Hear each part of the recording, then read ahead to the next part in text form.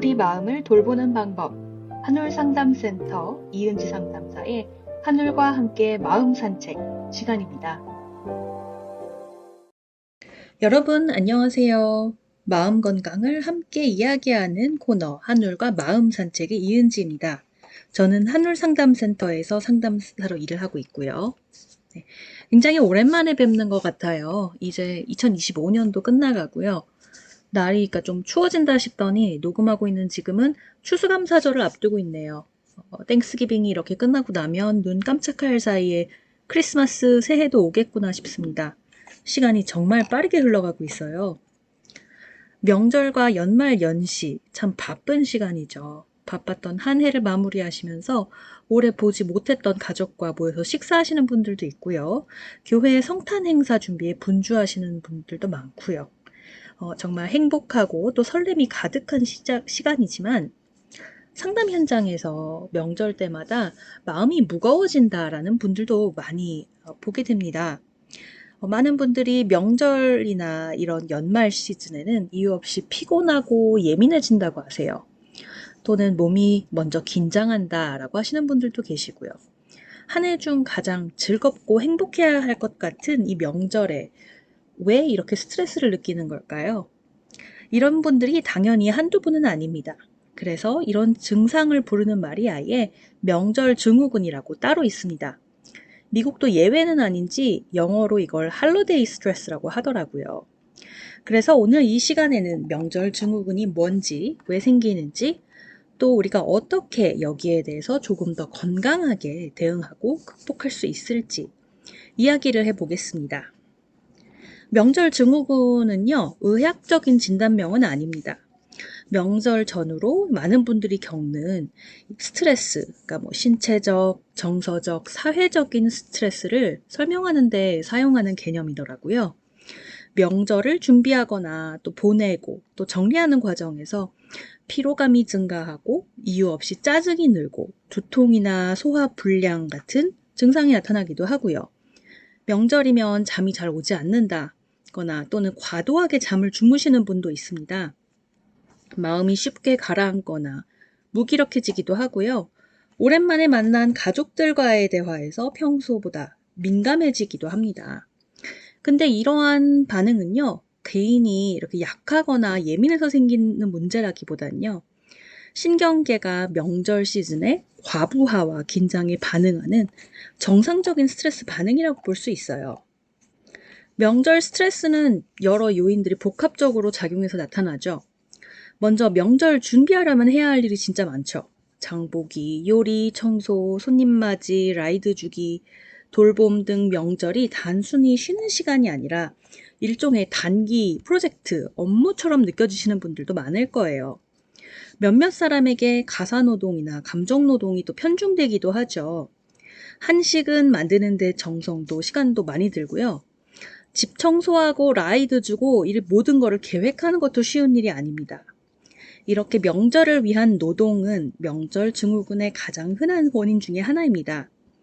한 사람만 챙기는 경우에는 명절이 가까워질수록 이번에도 다 나 혼자 해야 되나? 라는 압박과 피로 때문에 더 스트레스를 느끼실 수 있어요. 그리고 명절은 그동안 잠시 잊고 지내던 가족 갈등이 다시 떠오르는 시기이기도 합니다. 가족은 우리가 처음 경험한 관계죠. 그렇기 때문에 가장 친밀하면서도 또 가장 오래된 상처가 남아있는 관계이기도 합니다. 남들이라면 신경도 안 썼을 것을 가족이기 때문에 민감하게 반응할 수도 있고요. 그렇기 때문에 오랜만에 명절 이렇게 만나는 자리에서 예전의 갈등이 쉽게 재점화가 될 수가 있습니다. 미국인들도 마찬가지인지 추수감사절 식탁에서 눈치 보거나 싸우는 이야기를 많이 해줍니다. 이렇게 명절에 만난 가족과 친척들이 결혼이나 취업, 육아, 경제 상황처럼 민감한 주제에 대한 질문을 오랜만에 봤으니까 편하니까 싶어서 툭툭 던지기도 합니다. 아니면 오랜 기간 미뤄왔던 감정이 명절 동안 다시 수면 위로 올라오기도 해요. 그렇다면 가족 갈등이나 싸움으로 이어질 수도 있고요. 이런 긴장감이 계속 집중이 되면 가족이나 친척을 다시 만난 건 참 반갑지만 또 부담이 커질 수밖에 없겠죠. 여기에 더해서 명절에 대한 사회적인 기대와 개인의 현실 사이의 그 차이, 간극도 스트레스를 강화하는 요인이지 않을까 싶어요. SNS나 TV에서 광고에서는 항상 행복하고 풍요로운 명절 풍경만 보여줍니다. 그렇지만 여러분도 아시듯이 명절이 항상 행복한 때는 아니잖아요. 훨씬 더 복잡하고 다양한 감정이 펼쳐집니다. 이런 차이가 때로는 다들 행복해 보이는데 왜 나는 그저 행복하지 않을까? 라는 자기 비난으로 이어지기도 하고요. 또 이렇게 해외에서 살면서 가족과 떨어져 지내거나 혼자 지내시는 분들은 외로움을 또 경험하기도 하고요. 그렇다면 이런 명절, 증후군, 스트레스 속에서 어떻게 균형을 잃지 않고 자신을 지킬 수 있을까요? 가장 중요한 건 일단 문제를 인지하는 거인 것 같아요. 내가 지금 느끼고 있는 부정적인 감정을 정확하게 인식하고 이름을 붙이는 거예요. 이 과정을 인지적 명명이라고 하고요. 그렇게 일단 인지해서 네이밍하는 것만으로도 스트레스 완화에 도움이 된다고 합니다. 지금 내가 피곤하구나. 지금 내가 긴장하고 있구나. 지금 부담이 느끼고 있는 거구나 하고 스스로에게 솔직하게 느끼고 있는 감정을 인지하고 설명하고 인정하는 것만으로도 약간 더 나아집니다. 이번 추수감사절을 맞아서 내가 긴장도 하고 있구나 라고 생각을 하는 거죠. 그리고 명절이 시작되기 전에 가족 구성원들과 역할 분담을 잘 하는 것도 실용적이고 효과적인 대응 방법입니다. 장보기, 설거지, 요리, 운전처럼 명절 노동에 있어서 구체적인 역할을 서로 나누고요. 서로서로 돕는 것도 중요하겠죠. 한 사람에게 일이 너무 몰린다면 그 사람이 힘들 수밖에 없습니다. 그리고 마음의 경계, 즉 바운더리를 설정하는 것도 굉장히 중요한 요소 같아요. 이렇게 가까운 사이에 왜 경계 설정을 하나라고 생각하실 수도 있지만 사실 관계를 건강하게 유지하기 위해서는 경계가 정말 필수적입니다. 가족과 친척, 내가 사랑하는 사이지만 그렇다고 해서 서로의 경계를 존중하지 않아도 된다는 법은 아니죠. 없죠.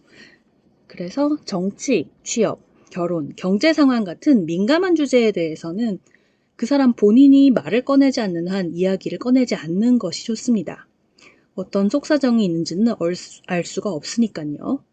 전문적인 관점에서 보면 이런 경계 설정은 감정 소모를 줄이고 관계 균형을 유지하는 데 꼭 필요한 기술입니다. 명절 동안 자신의 회복 루틴을 유지하는 것도 중요하더라고요. 명절이 워낙 바쁘고 또 사람들도 많이 만나지만 짧게라도, 그러니까 한 5분 정도라도 조용한 공간에서 호흡을 고르면서 심호흡을 하시거나요. 기도를 하시는 분들도 있을 것 같아요. 아니면 차 한 잔을 마시면서 혼자 있는 시간을 5분, 10분이라도 가지시거나 집 밖으로 5분 정도 이제 혼자 산책을 나가는 것. 이러한 것들이 모두 우리의 삶에 쉼표를 찍게 도와줍니다. 명절이 끝난 뒤에는 바로 일상으로 뛰어들기가 또 힘들고 또 고되기도 하죠. 어떻게든 짧게 회복할 수 있도록 노력하시는 게 좋습니다. 이 명절 후에 많은 분들이 겪는 명절 후 우울감이 있죠. 포스트 베케이션 블루스라고도 부르더라고요. 긴장이 풀리면서 신체의 리듬이 급격하게 변할 때 우울감이 나타나기 때문에 의도적으로 좀 회복을 하는 시간을 갖는 게 도움이 됩니다. 또 명절에서 대인관계 스트레스, 특히 특정 관계에서 유독 예민하게 반응하신다면요. 그 감정의 뿌리를 탐색해 보는 것도 중요한 것 같아요. 오랜 가족 관계 속에서 반복되어 온 패턴이나 상처가 명절이라는 특수 상황에서 표면으로 이렇게 떠오르는 경우가 많은 것 같아요. 남들이 듣기에는 아무렇지도 않은 질문에 오랫동안 곪은 상처가 툭 터질 수 있는 것처럼요. 왜 나는 이 상황에서 이렇게 불편할까? 라든가 왜 이 말을 듣고 그렇게 상처를 받았을까? 라는 질문은 스스로를 이해하는 데 중요한 단서가 될 수 있습니다. 이런 탐색을 혼자 하기가 힘드시다면요. 상담 전문가의 도움을 받는 것도 좋은 방법입니다. 이렇게 울적한 마음이나 분노가 길어진다면요.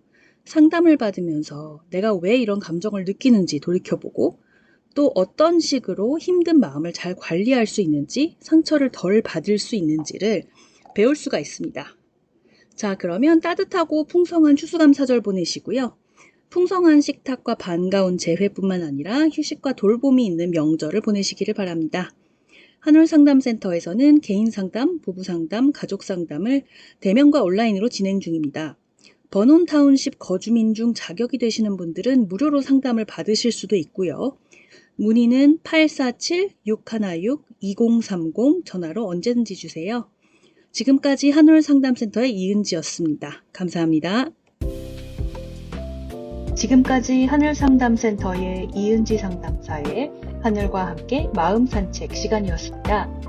하늘상담센터에서 제공하는 심리상담이나 행사 문의는 847-616-2030으로 해주시기 바랍니다.